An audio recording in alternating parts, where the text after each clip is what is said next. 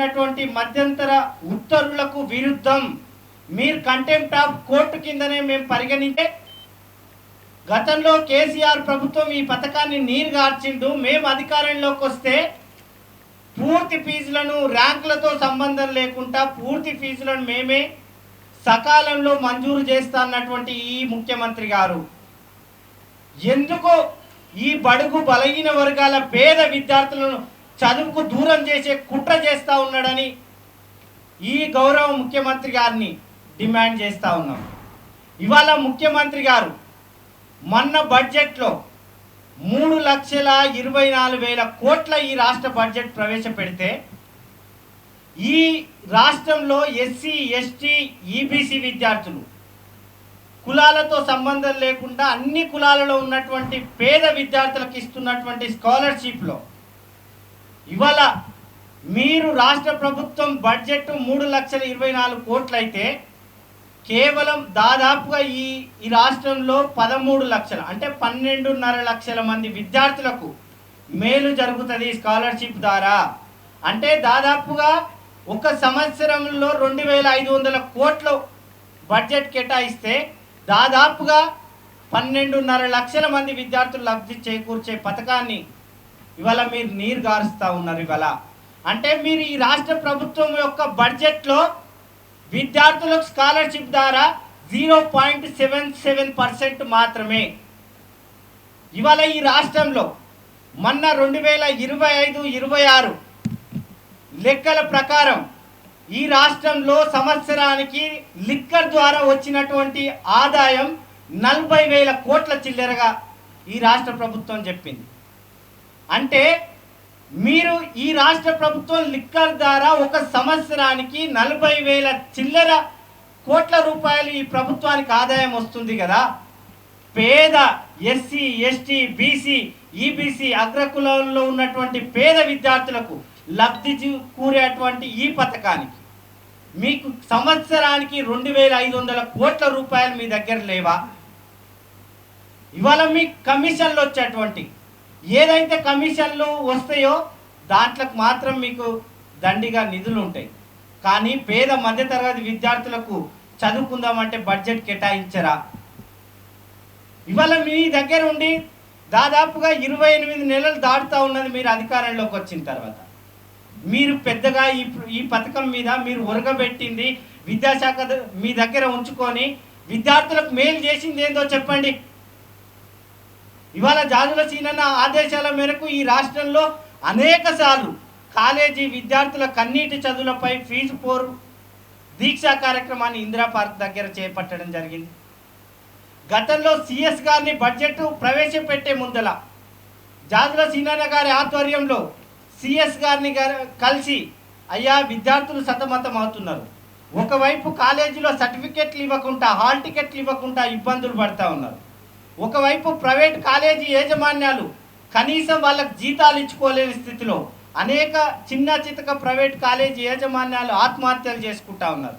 అనేక మంది దాదాపుగా ఈ రాష్ట్రంలో 22 మంది విద్యార్థులు స్కాలర్షిప్లు ఫీజు రియంబర్స్మెంట్ అందక విద్యార్థులు ఆత్మహత్యలు చేసుకుంటూ ఉన్నారు అని సిఎస్ గారిని కలిసి విద్యార్థుల యొక్క మొరను వినిపించడం జరిగింది. అయినా మీకు చీమ కుట్టినట్టు కూడా లేదు ఈ రాష్ట్ర ప్రభుత్వానికి. ఇవాళ అనేక విద్యార్థి సంఘాలు వాళ్ళకు తోచినట్టుగా అనేక సార్లు ఈ ఫీజు రియంబర్స్మెంట్ మీద ఎంత పెద్ద ఉద్యమం చేసినా ఎన్ని కార్యక్రమాలు తీసుకున్నా మీ ప్రభుత్వానికి ఏమీ పట్టనట్లుగా కనీసం దీని మీద స్పందించి విద్యార్థులకు ఏ విధంగా న్యాయం చేస్తారో చెప్పకుండా అదేవిధంగా గతంలో అనేక సార్లు ప్రైవేట్ కాలేజీ యాజమాన్యాలు మేము మా స్కాలర్షిప్లు ఇవ్వకపోతే మేము కాలేజీలు బంద్ పెడతామని అనేక సార్లు ఈ రాష్ట్ర ప్రభుత్వానికి అల్టిమేట్ జారీ చేస్తే ఉప ముఖ్యమంత్రి గారు పిలుచుకొని చాలాసార్లు చర్చలు జరిపి తూతు మంత్రంగా చర్చలు జరిపి పక్కకు పడేయడం జరిగింది. అదేవిధంగా ఇదే రాష్ట్ర ప్రభుత్వం ముఖ్యమంత్రి గారిని స్కాలర్షిప్లు ఫీజు రియంబర్స్మెంట్ ఎప్పుడు ఇస్తామని కొన్ని ప్రైవేట్ కాలేజీ యాజమాన్యాలను అడిగితే వాళ్ళని బెదిరించే ధోరణిలా ఈ రాష్ట్ర ముఖ్యమంత్రి గారు వ్యవహరిస్తూ ఉన్నారు.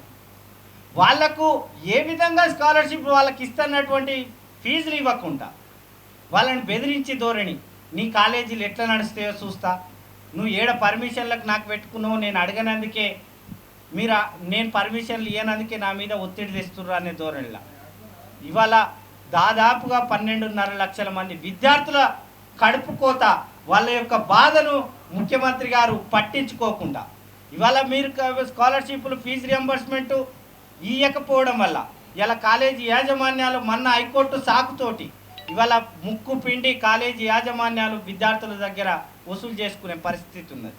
ఇప్పటికైనా ఈ రాష్ట్ర ప్రభుత్వం కళ్ళు తెరిచి ఒకవేళ ఫీజు రియంబర్స్మెంటు ఇస్తే ఇదే విద్యార్థులు హక్కున చేర్చుకుంటారు, లేకపోతే ఏ కాలేజీ విద్యార్థులతోటి మీరు అధికారంలోకి వచ్చిర్రు అదే కాలేజీ విద్యార్థులతోటి ఇదే కాంగ్రెస్ ప్రభుత్వం కాటికి సాగనంపే రోజు వస్తుందని బీసీ విద్యార్థి సంఘం పక్షాన మిమ్మల్ని హెచ్చరిస్తూ ఉన్నాం. ఇవాళ విద్యార్థులను గాలికి వదిలేసి ఇవాళ మీరు ఇలా హార్వర్డ్ స్థాయిలో అమెరికాలో పోయి నిన్న ముఖ్యమంత్రి అయిన తర్వాత మీరు హార్వర్డ్లో మీరు చదువుకోవడానికి వెళ్ళారు కదా, ఇవాళ అమెరికాలో ఉన్నటువంటి చదువులు తెలంగాణలో ఒక ఎడ్యుకేషనల్ హబ్గా తీర్చిదిద్దడానికే విద్యాశాఖ నా దగ్గర పెట్టుకున్నావు అని చెప్పడం జరిగింది కదా గతంలో అనేక సార్లు.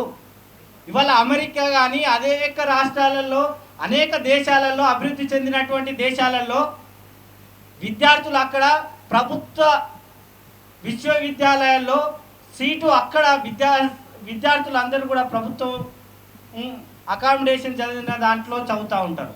కానీ మన దాంట్లో ప్రైవేటు ఇవాళ మొన్నటికి మొన్న మీరు విద్యాశాఖ మీకు ప్రైవేటు యాజమాన్యాలు ఒక ఎమ్మెల్సీ గారి యొక్క స్కూల్ ఓపెనింగ్కు పోయి పాల్గొనడం జరిగింది.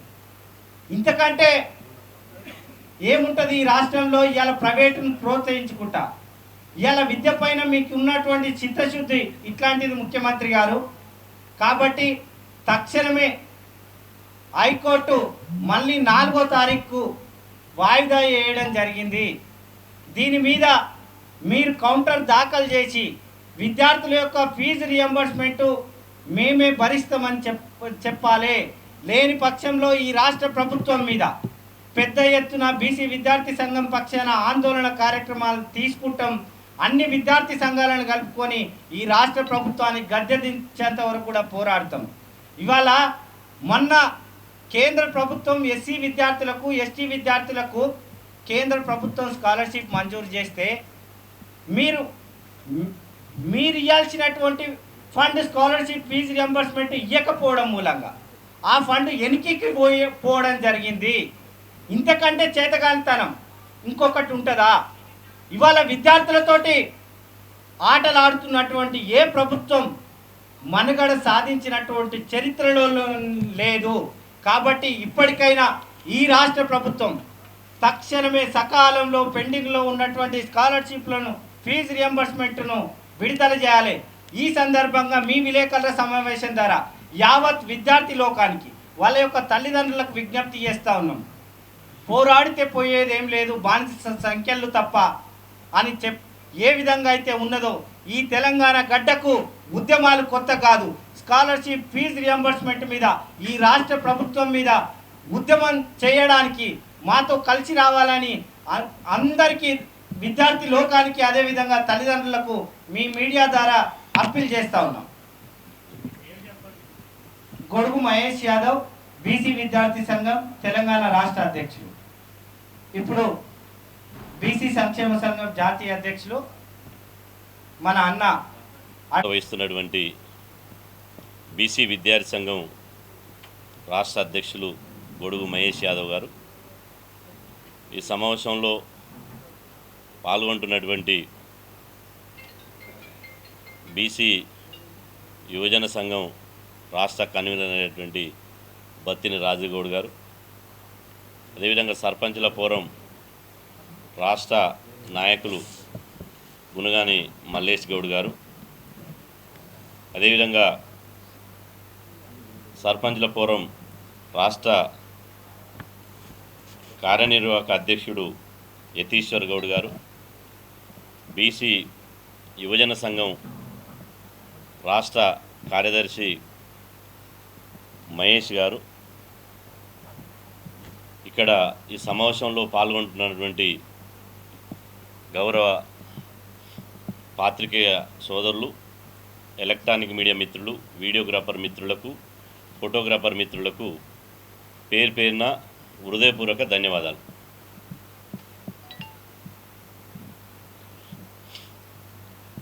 ఈరోజు ఈ మీడియా సమావేశం ఏర్పాటు చేయడానికి ప్రధాన కారణం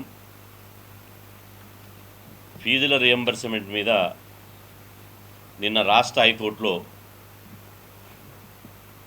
ఒక మధ్యంతర తీర్పును వెలువరించడం జరిగింది. ఆ తీర్పులో ఉన్న సారాంశం ఏంటంటే,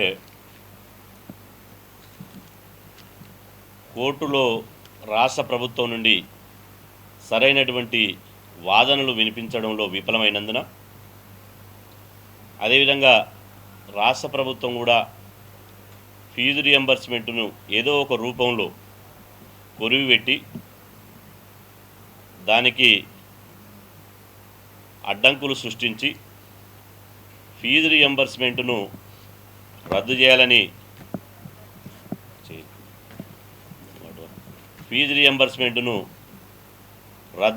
చెప్పి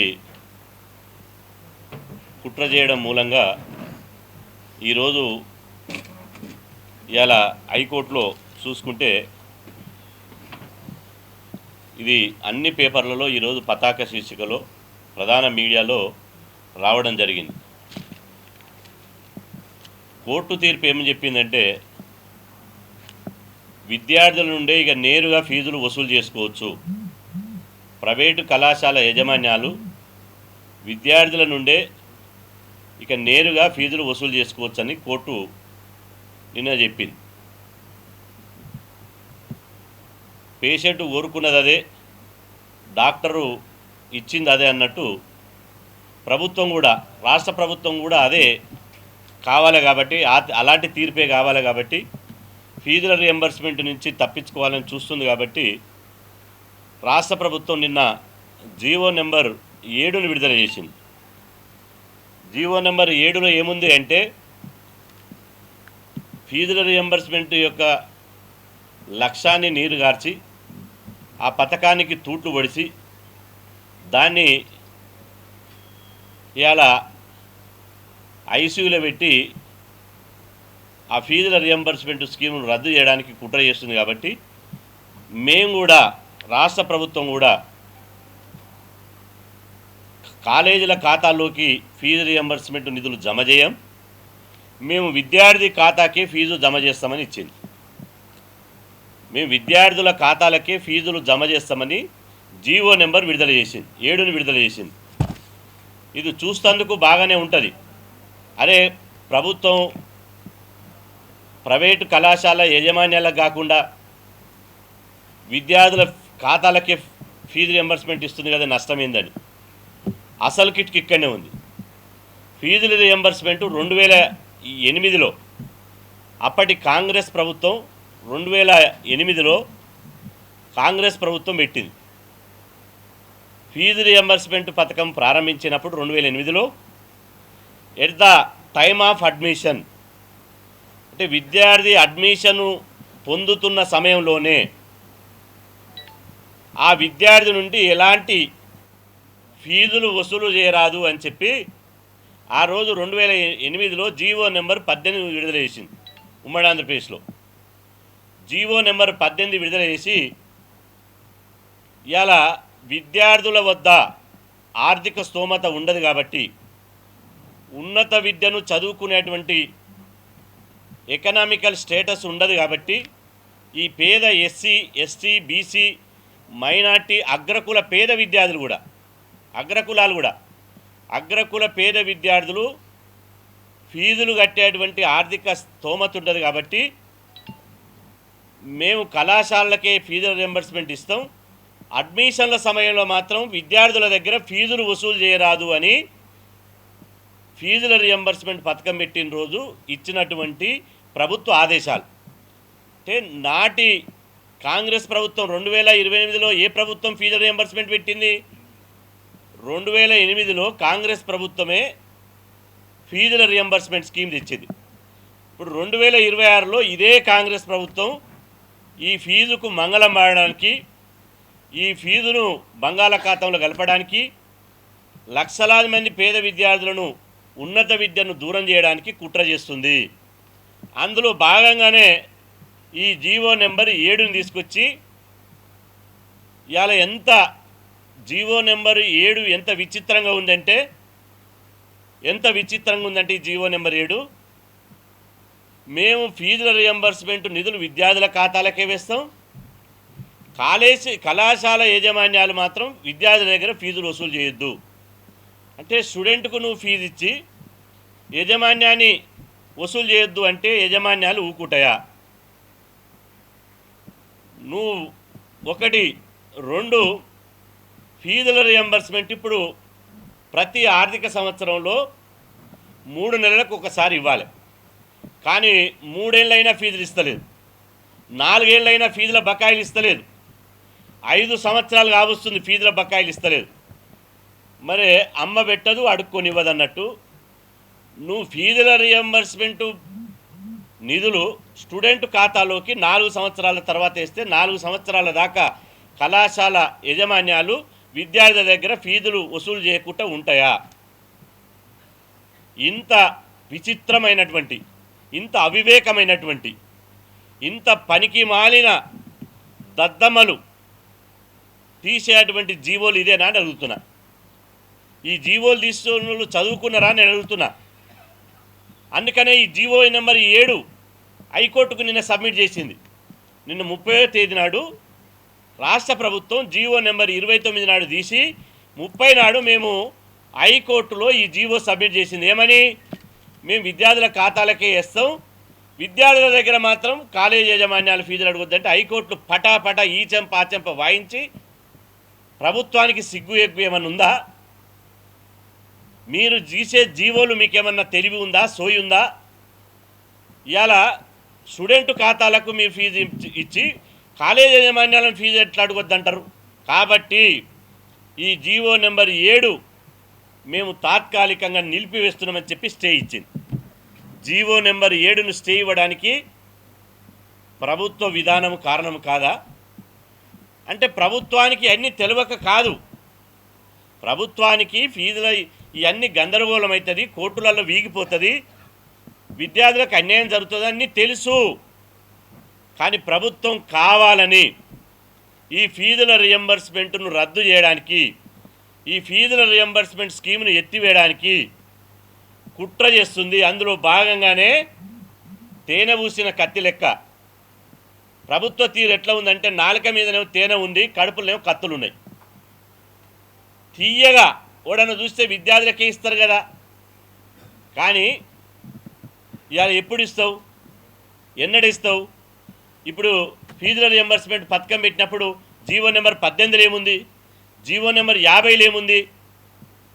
అంటే at the time of admission అప్పుడే ఇవ్వాలి. ఒకవేళ ప్రభుత్వానికి కనుక చిత్తశుద్ధి ఉంటే, మీకు చిత్తశుద్ధి ఉంటే నిజంగా విద్యార్థుల సమయం అప్పుడే నేను ఫీజుల రియంబర్స్మెంట్ టోటల్గా ఫీజులు ఇస్తామని చెప్పండి. అది చెప్పదు. ఫీజుల రియంబర్స్మెంట్ బకాయిలు ఇవ్వడం చేత కాదు. చదువుకునేటువంటి విద్యార్థులు, బడుగు వర్గాల విద్యార్థులను ఉన్నత విద్య నుండి పొమ్మనకుండా పొగబెట్టడానికి ఇవాళ రాష్ట్ర ప్రభుత్వం కుట్రలు చేస్తుంది. ఖబర్దార్, మేము హెచ్చరిస్తున్నా. మీకు దమ్ముంటే ఈ డొంక తిరుగుడు మాటలు ఎందుకు? ప్రభుత్వాన్ని నేను అడుగుతున్నా, ఈ డొంక తిరుగుడు మాటలు,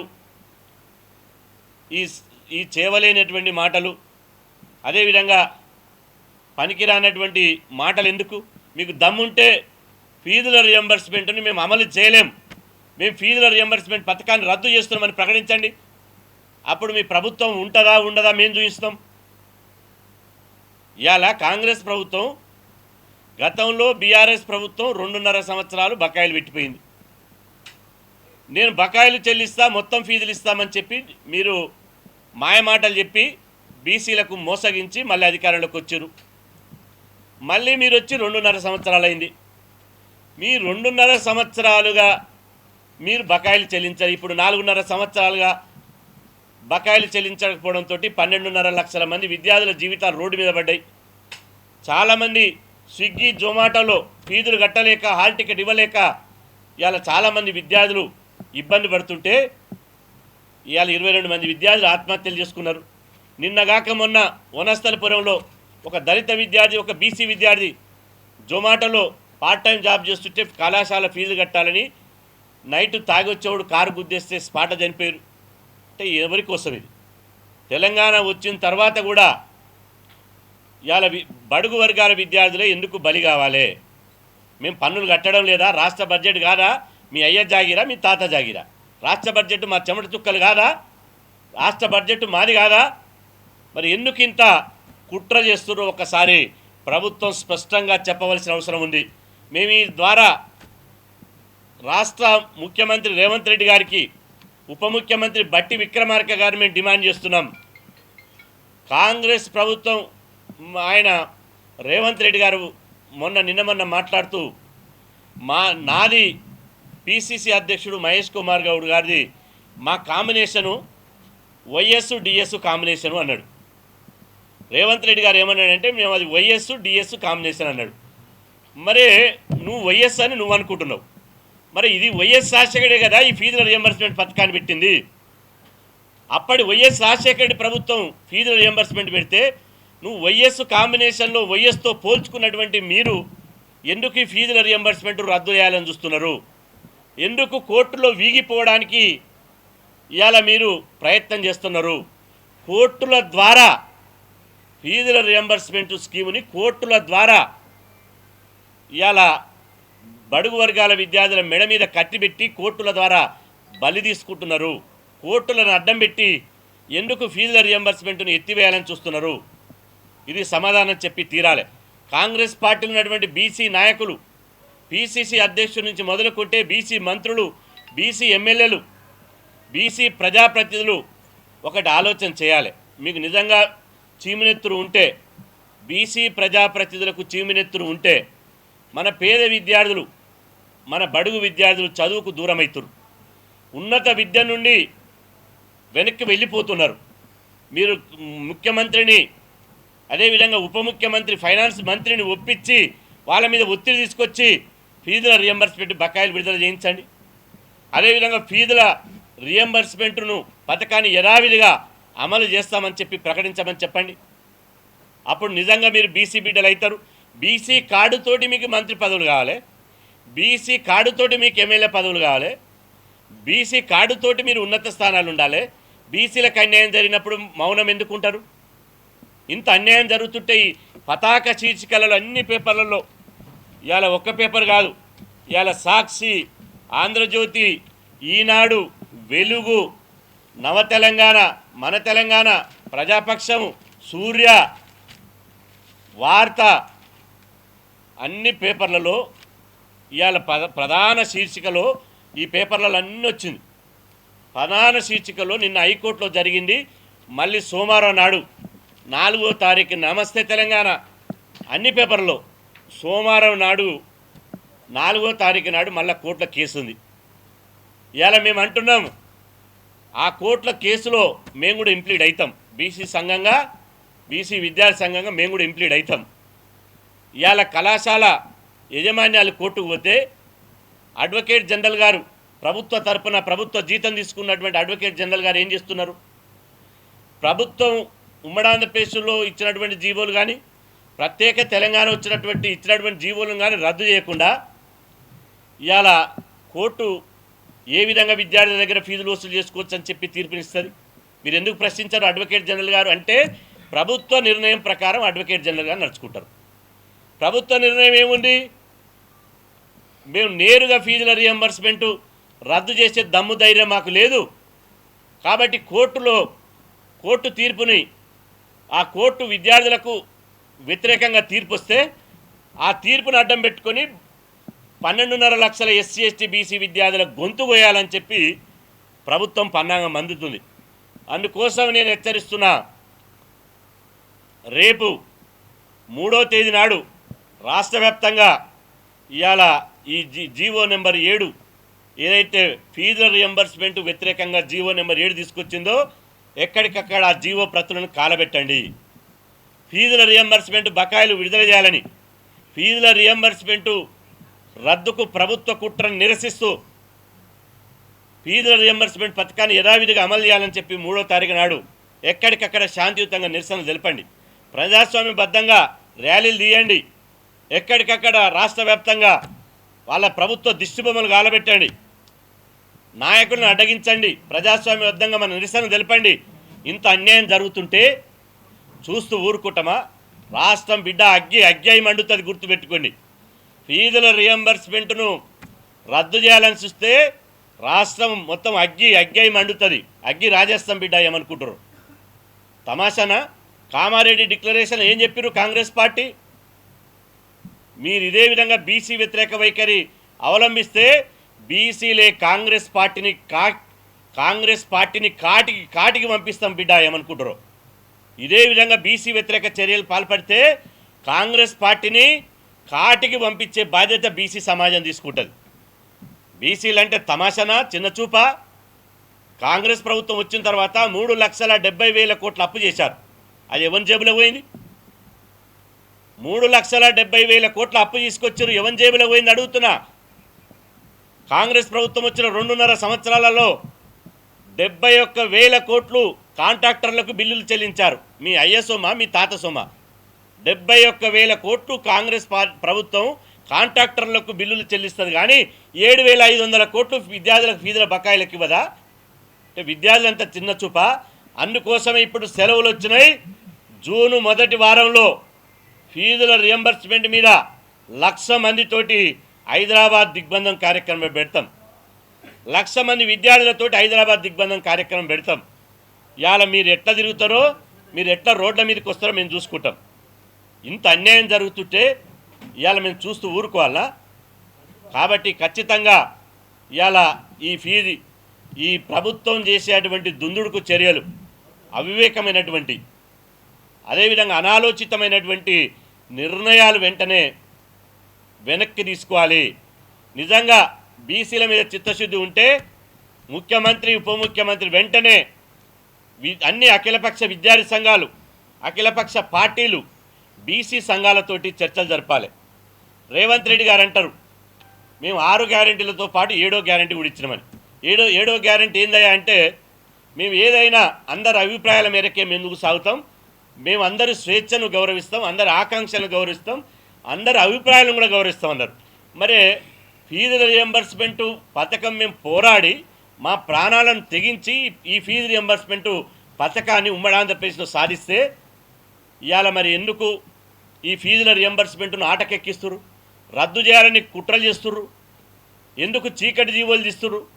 ఎందుకు జీవో నెంబర్ 7ని తీసుకొచ్చి పేద విద్యార్థుల గొంతులు వస్తున్నారు? ఎందుకు మరి ఈ పోరాడినటువంటి సంఘాలు, అఖిలపక్ష పార్టీలు, అఖిలపక్ష విద్యార్థి సంఘాల అభిప్రాయాలు ఎందుకు తీసుకోవడం లేదు? ఎందుకు మాతో చర్చించిన తర్వాతనే కీలకమైన నిర్ణయం తీసుకోవాలి కదా? ఇట్లాంటి కీలకమైన నిర్ణయంలో పేద విద్యార్థుల జీవితాలతో ఎట్లా ఆడుకుంటారు? నేను అంటున్నా, ఉమ్మడి ఆంధ్రప్రదేశ్లో ఇవాళ ఆంధ్రప్రదేశ్ రాష్ట్రంగా ఉంది కదా. మొన్ననే నేను చంద్రబాబు నాయుడు గారు కలిసి వచ్చిన ఆంధ్రప్రదేశ్ రాష్ట్రంలో మరి ఎందుకు వాళ్ళు ఫీజు రియంబర్స్మెంట్ బకాయిలు లేకుంటిస్తున్నారు? ఎందుకు ఫీజు రియంబర్స్మెంట్ పథకాన్ని యథావిధిగా అమలు చేస్తున్నారు? అంటే వాళ్ళకేమన్నా ఆంధ్రప్రదేశ్ రాష్ట్రం కంటే ఎక్కువగా మీరేమన్నా ఊడిపడ్డారు ఆకాశంకి వెళ్ళి? మీరేమన్నా తోపుగాలా? మీకేమన్నా ఎక్కువ తెలుసా? బిడ్డ, బీసీలు నిప్పు లాంటి వాళ్ళు. నిప్పుతో పెట్టుకుంటే కాలి బూడిదైపోతారు, మసి అయిపోతారు ఏమనుకుంటారు. విద్యార్థులు తలుసుకుంటే బెర్లిన్ గోడలే బద్దలైనాయి. మీరెంత, మీ ప్రభుత్వం ఎంత? ఉప్పున ఊదితో కొట్టుకుపోయే ప్రభుత్వం ఇది. మీ తాటాకు చప్పుళ్ళకు ఎవడు విద్యార్థులు భయపడరు. విద్యార్థులు ఫీజు రియంబర్స్మెంట్ అనేది మా హక్కు. ఇది ఎవడో ఇచ్చిన బిచ్చం కాదు. ఫీజుల రియంబర్స్మెంట్ అనేది విద్యార్థుల హక్కు, పేద విద్యార్థుల హక్కు. రేవంత్ రెడ్డి గారు జేబు నుంచి ఇస్తలేరు. బట్టి విక్రమార్క కష్టపడి చెమటోర్చిన పైసలు కావివి, మావి. మా ఖజానా మాది, బడ్జెట్ మాది. అప్పులు మాకు, ఆమ్దానేమో అగ్రకులాలక. అప్పే 3,75,000 కోట్ల అప్పులనేమో బీసీల మీద రుద్దుతారు. పోయినా ఆయన 8 లక్షల కోట్లు, నువ్వు 3,75,000 కోట్లు. అంటే ఆయనకు నీకు తేడా ఏముంది? అప్పులల్లనేమో మాకు నెత్తికి ఇలా మీరు మీద మా భారం వేస్తారు, ఆదాయంలో ఎందుకు ఇయ్యరు? కాబట్టి ఖచ్చితంగా హెచ్చరిస్తున్నాం, ఈ వైఖరి మార్చుకోండి. ఈ వైఖరి మార్చుకోకపోతే మాత్రం విద్యార్థుల ఆగ్రహానికి కాంగ్రెస్ ప్రభుత్వం కాలి బూడిదవుతుందని చెప్పి ఈ సందర్భంగా హెచ్చరిస్తున్నా.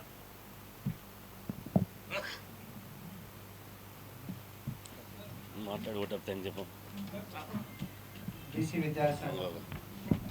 కూర్చో. ఇదే సందర్భంగా ఒక్క నిమిషం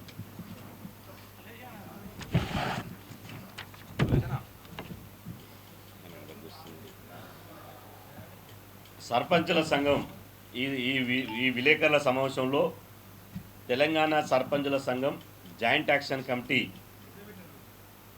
రాష్ట్ర కార్యనిర్వాహక అధ్యక్షుడిగా ఎర్రకల యతీశ్వర్ గౌడ్ గారు, సన్నా స్వామి గౌడ్, విలేజ్ రాఘవపురం, మండలం ఆత్మకూరం, యాదాద్రి భువనగిరి జిల్లా గారిని తెలంగాణ సర్పంచుల సంఘం జాయింట్ యాక్షన్ కమిటీ వర్కింగ్ ప్రెసిడెంట్గా మేము నియమించడం జరుగుతుంది. వారికి ఈ సందర్భంగా శుభాకాంక్షలు తెలియజేస్తున్నాం. ఇలా యువకుడు వాళ్ళ కుటుంబంలో వాళ్ళ వంశపారంపర్యంగా వాళ్ళ తాత, వాళ్ళ అమ్మ, వాళ్ళ డాడీ, తర్వాత ఇప్పుడు వీరు సర్పంచ్ కాబట్టి 3-4 టర్ములుగా సర్పంచ్గా ప్రజలకు సేవ చేస్తూ నిత్యం ప్రజా జీవితంలో ఉంటున్నటువంటి ఈ యతీశ్వర్ గౌడ్ గారిని రాష్ట్ర జాయింట్ యాక్షన్ కమిటీ వర్కింగ్ ప్రెసిడెంట్గా ఎన్నుకోవడం జరుగుతుంది. వారికి శుభాకాంక్షలు తెలియజేస్తున్నాం. చాలా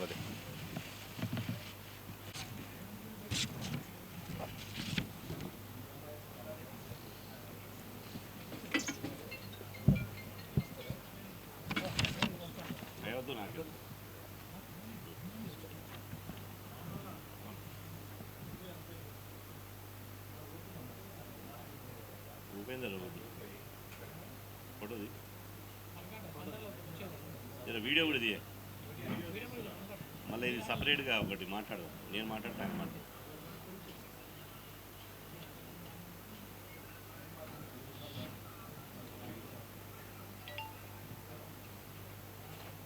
అయితే సేవలకు గాను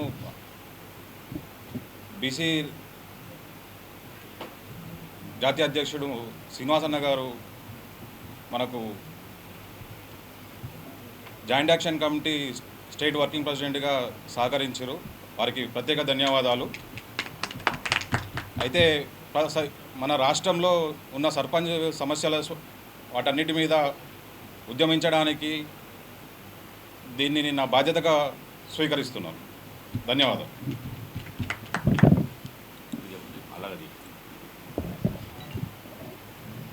రాష్ట్ర సర్పంచుల సంఘం జాయింట్ యాక్షన్ కమిటీ కార్యనిర్వాహక అధ్యక్షుడిగా ఎర్రకల యతీశ్వర్ గౌడ్ గారు ఎన్నికైన సందర్భంగా మీడియా మిత్రులతోటి సర్పంచుల విషయాలు కొన్ని షేర్ చేసుకున్నాం. ముఖ్యంగా ఎమ్మెల్సీ ఎన్నికల్లో ఎంపీటీసీలకు, జెడ్పీటీసీలకు, కౌన్సిలర్లకు, కార్పొరేటర్లకు ఓటు హక్కు కల్పించారు. కానీ స్థానిక సంస్థల్లో అత్యంత క్రియాశీలక భూమిక పోషిస్తున్నటువంటి ఇవాళ దేశానికి పట్టుగుమ్మలైనటువంటి పల్లెటూళ్ళు ఏదైతే పల్లెటూర్లకు సర్పంచులుగా ఆ ఊరు రాజులుగా ఉన్నటువంటి సర్పంచులకు ఓటు హక్కు కల్పించకపోవడం చాలా అన్యాయం. ఒకరికేమో బంగారు పళ్ళెంలో అన్నం పెట్టి ఇంకొకరికేమో ఆకులు అన్నం పెడుతుంటే అది ఎంతవరకు సమంజసం?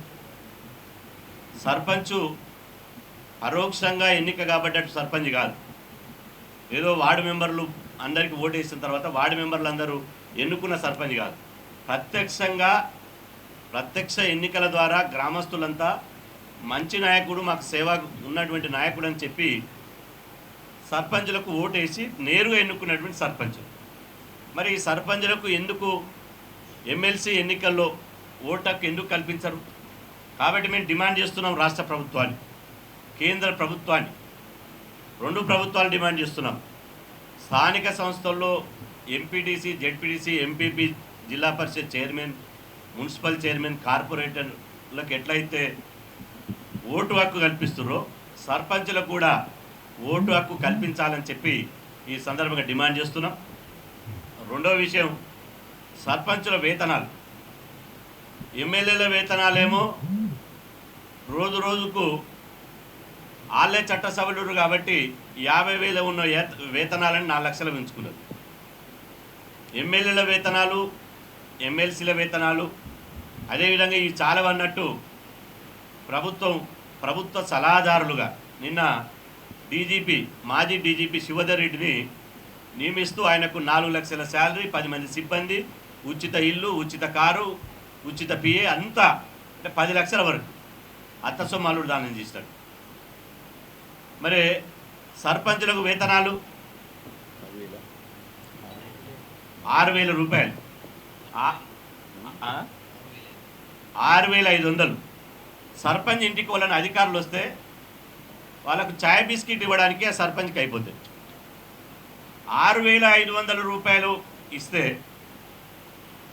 సర్పంచ్ ఎట్లా కాలం వెళ్ళదీస్తాడు, ఎట్లా ప్రజాసేవ చేస్తాడు? సర్పంచ్ అయిన తర్వాత అంతకుముందు ఉద్యోగాలు చేసిన వాళ్ళు, ప్రైవేటు ఉద్యోగాలు చేసిన వాళ్ళు, ప్రభుత్వ ఉద్యోగాలు చేసిన వాళ్ళు, ముఖ్యంగా వ్యాపారాలు చేసిన వాళ్ళు, వ్యవసాయం చేసిన వాళ్ళు, చివరికి ఎస్సీ ఎస్టీ బీసీలు కొంతమంది కూలీ చేసిన వాళ్ళు కూడా సర్పంచ్లు అయ్యారు. ఎప్పుడైతే సర్పంచ్ అయ్యిండో ఆ గ్రామానికి సేవ చేయడానికి 24 గంటలు సరిపోతలేదు సర్పంచ్లకు. మరి 24 గంటలు గ్రామానికే సర్వీస్ చేస్తున్నటువంటి సర్పంచ్కి, అన్ని వృత్తులను, అన్ని వ్యాపారాలను అన్ని వదులుకున్నటువంటి సర్పంచ్కి 6,500 ఇస్తే ఆ కుటుంబం ఎట్లా పోషించుకోవాలి? సర్పంచ్ ఎట్లా ముందుకు పోవాలి? గ్రామాభివృద్ధి ఏ విధంగా చేయగలుగుతాడు? విచిత్రం ఏంటంటే గ్రామ పంచాయతీ స్వీపర్కు ఉన్న వేతనం సర్పంచ్కి లేదు. గ్రామ పంచాయతీలో స్వీపర్ ఉంటాడు, 9,500. గ్రామ స్వీపర్కు 9,500, సర్పంచ్కి 6,500. సిగ్గు అనిపిస్తలేదా ప్రభుత్వానికి? కాబట్టి గ్రామ సర్పంచుల వేతనాలు కూడా 1,00,000 రూపాయలకు పెంచాలి. 1,00,000 రూపాయలు పెంచితేనే నిజంగా 24 గంటలు సేవ చేయగలుగుతాడు, గ్రామాన్ని డెవలప్ చేయగలుగుతాడు. మీరు ప్రభుత్వం ఎన్ని నిధులు ఇచ్చినా ఒక్క అనా పైసా కూడా అవినీతి చేయకుండా గ్రామాన్ని సర్వీస్ చేయగలుగుతాడు. కాబట్టి మీరు ప్రభుత్వం ఈ దిశగా ఆలోచించాలి. మూడో విషయం చివరిగా, ఎస్సీ ఎస్టీ బీసీ సర్పంచులను ఈ ఉప సర్పంచులకు జాయింట్ చెక్ పవర్ పెట్టారు. ఉప సర్పంచులకు జాయింట్ చెక్ పవర్ పెట్టడం వల్ల పేరుకు సర్పంచే కానీ అభివృద్ధి పనులు చేస్తుంటే ఉప సర్పంచులు అగ్రకులాలుండి ఈ సర్పంచులను తమ ఇంటి చుట్టూ తిప్పించుకుంటారు. ఎందుకంటే సర్పంచ్ డెవలప్ చేస్తాడు, లైట్ పోయినా ఏది పోయినా ఎక్కడ పోయినా సర్పంచ్ అభివృద్ధి చేస్తాడు. నిధులు విడుదల కావాలంటే ఉప సర్పంచ్ సంతకం కావాలి. ఆ ఉప సర్పంచ్ వాళ్ళు రిజర్వేషన్ వచ్చిన కాడ బీసీ ఎస్సీ ఎస్టీ సర్పంచ్ చోట వాళ్ళకు రిజర్వేషన్ లేదు కానీ ఉప సర్పంచ్ అవుతారు. వాళ్ళు ఈ సర్పంచులను మానసికంగా వేధిస్తున్నారు. కాబట్టి ఈ సర్పంచ్లకు ఉప సర్పంచ్లకు జాయింట్ చెక్ పవర్ రద్దు చేయాలి. నేను అంటున్న ముఖ్యమంత్రికి చీఫ్ సెక్రటరీకి జాయింట్ చెక్ పవర్ ఉందా? మరి రాష్ట్రాన్ని నడిపిస్తున్నారు కదా, సీఎం రేవంత్ రెడ్డికి సిఎస్ రామకృష్ణారావు గారికి జాయింట్ చెక్ పవర్ ఉందా? లేదు కదా. కాబట్టి ఈ జాయింట్ చెక్ పవర్ అనేది అనాలోచితమైన నిర్ణయం. నువ్వు కత్తి ఎవరికి ఇచ్చినావో వాళ్ళు యుద్ధం చేస్తారు. ప్రజలు కత్తి సర్పంచ్కి ఇచ్చారు, ఉప సర్పంచ్కి ఇయ్యలే. నువ్వు యుద్ధం చేయరు నాయన, మా రాజు మా చక్రవర్తి అని చెప్పి కత్తి సర్పంచ్లకు ఇచ్చారు ప్రజలు. నువ్వు కత్తి ఈయన చేతిలో పెట్టి దాలు ఇంకొక ఆయన చేతిలో పెడితే ఎట్లా నడుస్తుంది? స్టీరింగ్ ఈయన చేతిలో పెట్టి బస్సు స్టీరింగ్ సర్పంచ్ చేతిలో పెట్టి బ్రేకులేమో ఉప సర్పంచ్ చేతిలో పెట్టారు. కాబట్టి స్టీరింగ్ సర్పంచ్ చేతిలో ఉండాలి, బ్రేకులు కూడా సర్పంచ్ చేతిలో ఉండాలి. ఈ 3 డిమాండ్ల కోసం మా సర్పంచ్ల సంఘం అధ్యక్షుడు యతీశ్వర్ గౌడ్ గారి నాయకత్వంలో ఖచ్చితంగా మేము ఉద్యమిస్తాం. ఆయనకు మేము సపోర్ట్గా ఉంటాం. యావత్ బీసీ సమాజం సపోర్ట్గా ఉంటుంది. ఖచ్చితంగా త్వరలోనే హైదరాబాద్లోనే మొత్తం అందరూ, ఒక బీసీలే కాదు, మొత్తం 10,000 మంది సర్పంచులతోటి రాష్ట్ర సర్పంచుల ఆత్మీయ సమ్మేళనం మా బత్తిన రాజు గౌడ్ గారు అదేవిధంగా మల్లేశం గౌడ్ గారి అధ్యక్షతన 10,000 మంది సర్పంచులతోటి సమావేశాన్ని ఏర్పాటు చేస్తామని చెప్పి ఈ సందర్భంగా తెలియజేస్తున్నాం.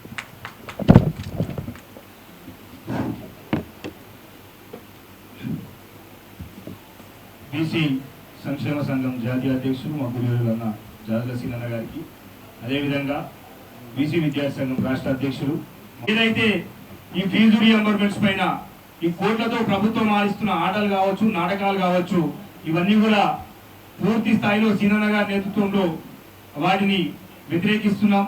ఎందుకంటే గతంలో కూడా మేము చెప్పాం, ఇప్పుడు హైకోర్టు చీఫ్ జస్టిస్ కావచ్చు, హైకోర్టు జడ్జులు కావచ్చు, వారు వేతనాలు క్లయింట్ల దగ్గరికి వెళ్ళి తీసుకుంటురా లేకపోతే ట్రెజరీ నుంచి తీసుకుంటురా, ఎవరైతే ఈ సంబంధిత జడ్జిమెంట్ ఇచ్చిందో వారి విజ్ఞతకే వదిలేస్తున్నాం. ఎందుకంటే గతంలో కూడా పిల్లల ఫీజు రియంబర్మెంట్ స్కీమ్ లో ఇంతకుముందు అన్నగారు చెప్పినట్టు జీవో నంబర్ 14 కావచ్చు, అప్పుడు ఫీజు రియంబర్మెంట్స్ అన్నగారి నేతృత్వంలో కొట్లాడి 2008లో పెట్టించినప్పుడు కాలేజీకి అదేవిధంగా విద్యార్థికి ఎటువంటి సంబంధం లేదు, ఇలా డైరెక్ట్ కోఆర్డినేషన్ లేదు వాళ్ళిద్దరి మధ్యలో. కాలేజీకి అదేవిధంగా గవర్నమెంట్కే కాంట్రాక్ట్ ఉంది. గవర్నమెంట్ కాంట్రాక్ట్ ఏంటంటే పిల్లగాని కౌన్సిలింగ్ ద్వారా జాయిన్ చేస్తే ఆ ఫీజు అయితే ఏదో ప్రభుత్వం ఒప్పుకుంది కాలేజీ యజమాని తప్ప పిల్లగాడు ఎక్కడ ఒప్పుకోలేదు. దాన్ని దొంగచాటుగా కొన్ని 12 కాలేజీలు పోయి ఫస్ట్ తెచ్చుకొని మేము పిల్లల దగ్గర నుంచి వసూలు చేసుకున్నామంటే పిల్లల దగ్గర నుంచి దాదాపు ఇప్పటికీ ఈ ఫీజులు చేయబట్టి వరంగల్లో ఒక అమ్మాయి చనిపోయింది, అదేవిధంగా నిన్నగాక మొన్న సిరిసిల్లలో ఒక అబ్బాయి చనిపోయాడు. అదేవిధంగా మొన్న అన్నగారు చెప్పినట్టు స్విగ్గీ జొమాటో ఆల్ టికెట్లకు మినిమం సెల్ఫ్ ఫీజు లేదని చెప్పి స్విగ్గీ జొమాటో చేసుకుంటే ఇక్కడ ఎల్బీనగర్లో ఇద్దరు, ఒక ఎస్టీ ఒక బీసీ ఇద్దరు చనిపోవడం జరిగింది.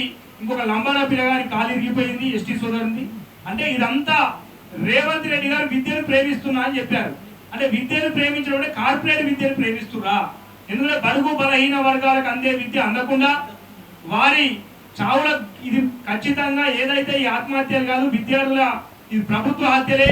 ఎందుకంటే కామారెడ్డి డిక్లరేషన్ తుంగలో దొక్కడం, అదేవిధంగా రాహుల్ గాంధీ గారి మాట మోరులో పడేయడం, అదేవిధంగా సోనియా గాంధీ గారు ఇచ్చిన మాటను పూర్తి స్థాయిలో రాష్ట్రంలో కాంగ్రెస్ ప్రభుత్వం ఇక్కడ బీసీ శాఖ అదేవిధంగా వేరే శాఖగా చెప్పుకునే మంత్రులు కూడా మినిమం అర్హత లేకుండా పోయింది.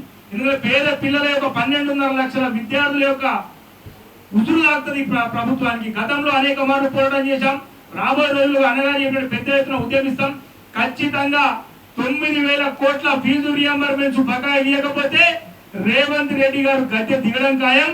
మళ్ళా జీవితంలో కాంగ్రెస్ ప్రభుత్వం అధికారం అనేది ఒక కళ్ళగా అధికారం రాకుండానే వెళ్ళకపోతుంది. ఎందుకంటే కామారెడ్డి డిక్లరేషన్ 421 డిక్లరేషన్ ఇచ్చారు. ఆ డిక్లరేషన్ లో క్లియర్ గా చెప్పారు బీసీ విద్యార్థులకు 10,000 ర్యాంకు నిబంధన తెస్తాం.